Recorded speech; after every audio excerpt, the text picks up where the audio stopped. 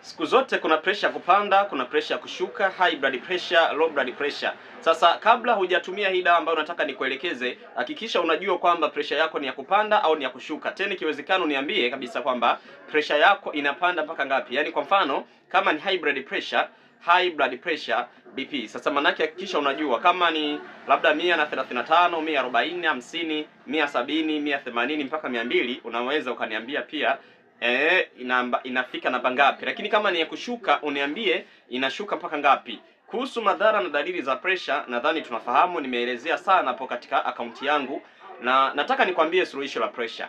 Kama wewe ni mtu ambaye unasumbuliwa na shida ya pressure, usipate kabisa tatizo, nataka nikupe hii hapa dawa. Ngoja nikuoneshe. Hii dawa ambayo nataka nikuoneshe, nitakupa maelekezo kabisa jinsi ya kuitumia. Yaani kuna dawa hapa inaitwa Mura. Hii hapa dawa inaitwaga Mura.